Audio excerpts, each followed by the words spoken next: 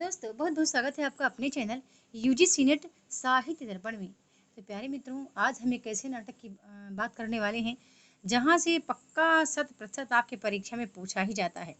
क्योंकि अंधा युग एक ऐसा नाटक है जहां से बंधु चाहे उसके पात्रों को ले लिया जाए या उसके जो ये नाटक है, इस नाटक के संवाद ले लिए जाए या इसके जो अंक लगे हुए हैं, चाहे पहला अंक हो कि इसके अंकों का क्रम पूछ लिया जाए, तो पक्का यहाँ से एक प्रश्न आपके यूजीसी नेट में बन ही जाता है। इसकी कुछ इंपॉर्टेंट चीज़ें हम देख लेते हैं। इससे देखने से पूर्व आपको एक चीज़ याद रखना है कि इसके जो रचनाकार हैं, इसके रचनाकार वो धर्मवीर भारती हैं, जिनका जन्म 1926 में प्रयाग उत्तर प्रदेश में हुआ था। एक चीज़ और याद रखना है कि इन्होंने निकष पत्रिका निकाली तथा आलोचना का संपादन भी किया और उसके पश्चात ये धर्मयुग पत्रिका में प्रधान संपादक पद पर नियुक्त रहे। और इनका जो प्रथम काव्य संग्रह है ठंडा लोहा और प्रथम उपन्यास गुनाहों का देवता है, जो कि अत्यंत लोकप्रिय रचनाएं हैं। तो कुछ ऐसे मूल चीजें आपको याद रखनी पड़ेंगी। और इनका जो अंधा युग नाटक है तो एक काव्य नाटक है और ये बहुत ही लोकप्रिय रहा है भारतीय साहित्य जगत में। चलिए इसके प्रमुख हम पात्रों को पहले देख लेते हैं। हमारे पहले पात्र आते हैं कृष्ण हैं। भगवान कृष्ण नाटक के एक नैतिक केंद्रीय पात्र हैं जो एक राजनीतिज्ञ के रूप में उजागर हुए हैं।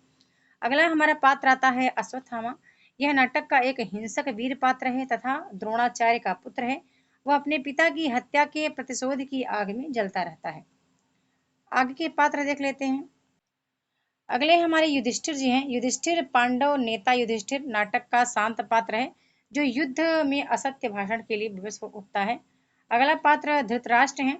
धृतराष्ट्र यह कौरवों के पिता हैं जो स्वार्थी हैं तथा तन मन दोनों से ही अंधे हैं, लेकिन वह चरित्र से सपाट बयान सहज तथा दुर्बलताओं को स्वीकारने वाले पात्र हैं। अगली पात्र गांधारी हैं। कौरवों की माता हैं जो तर्कशील तथा पुत्रों की ममता में अंधी हैं। अगले पात्र विदुर हैं। तो विदुर यह नाटक में एक शांतिकामी नीतिज्ञ गांधीवादी उदार व्यक्ति हैं। नेक्स्ट आते हैं कृपाचार्य। तो यह एक कुशल योद्धा हैं, धर्मप्राण हैं, न्याय के पक्षधर तथा उबे हुए सैनिक हैं। अगले पात्र कृतवर्मा आते हैं। यह भी युद्ध का एक वीर सैनिक है। अगले संजय हैं। धृतराष्ट्र तथा गांधारी को महाभारत युद्ध का तथा कौरवों की प्रतिदिन युद्ध में समाप्ति का समाचार अपने दिव्य दृष्टि द्वारा देते हैं। अगले पात्र आते हैं युयुत्सु।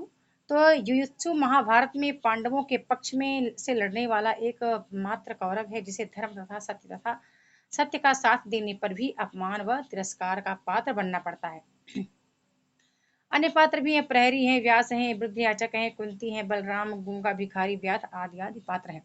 ठीक है। अब हम बंधु इसके जो प्रमुख कथन आते हैं वो देख लेते हैं। ठीक है, बड़ा बढ़िया ये इम्पोर्टेंट ये यहाँ पर मैंने रखा है।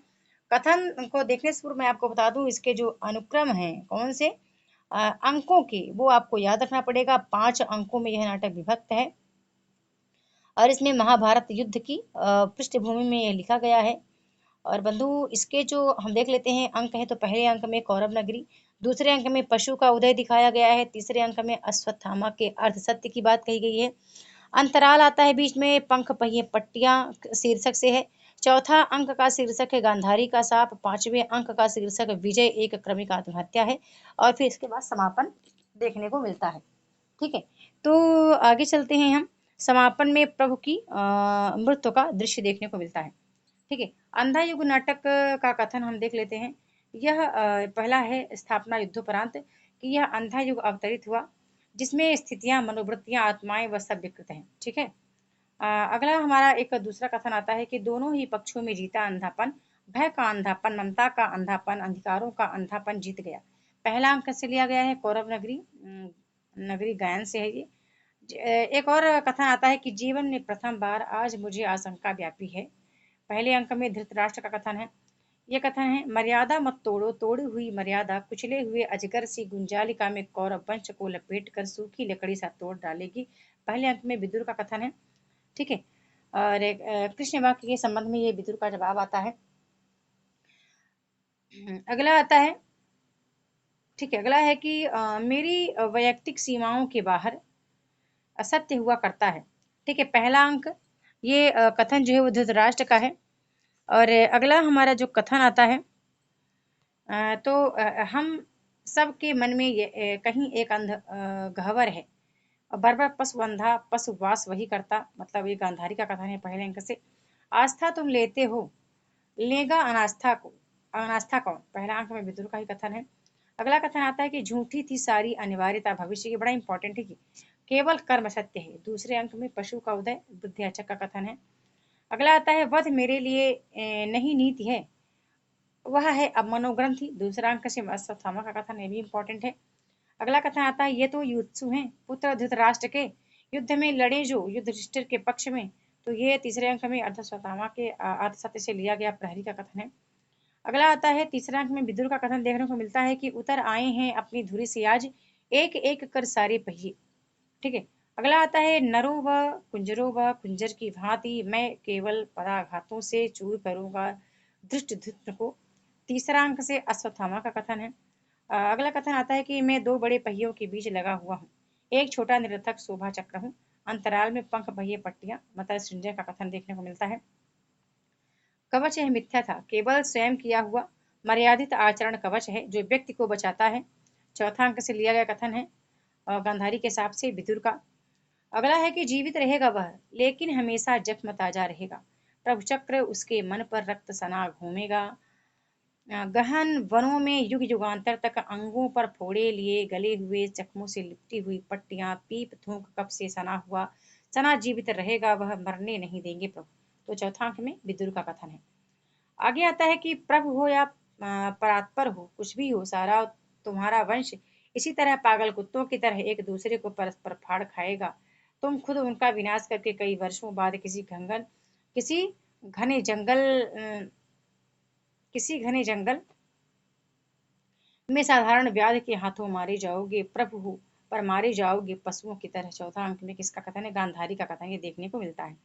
अगला आता है कि 18 दिनों के इस भीषण संग्राम में कोई नहीं केवल मैं ही मरा हूँ करोड़ों बार, कृष्ण ध्वनि से, चौथा अंक में देखने को मिलता है। अगला आता है कि यह आत्महत्या होगी प्रतिध्वनित इस पूरी संस्कृति में, दर्शन में, धर्म में, कलाओं में। ठीक है। आगे हम देखते हैं एक और कथन आता है शासन व्यवस्था में आत्मघात होगा बस अंतिम शासन मानव का, तो पांचवें अंक से यह लिया गया विजय एक क्रमिक आत्महत्या कृपाचार्य का कथन देखने को यहाँ से मिलता है कि आत्महत्या होगी प्रतिध्वनित इस पूरी संस्कृति में, दर्शन में। ठीक है, यहाँ तक इसका पूरा वाक्य है। अगला आता है कि मुझको गल जाने दो हिमालय के शिखरों पर, युधिष्ठिर का कथन है पांचवें अंक में।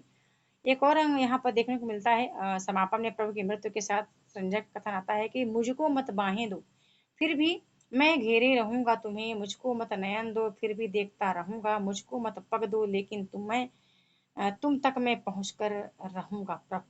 ठीक है, समापन में संजय का कथन देखने को मिलता है। अगला आता है कथन कि जिस क्षण प्रभु ने प्रस्थान किया द्वापर युग बीत गया उस क्षण प्रभुहीन धरा पर आस्था हत कलयुग ने रखा प्रथम चरण, ये भी समापन में देखने को मिलता है, कथा गायन एक साथ।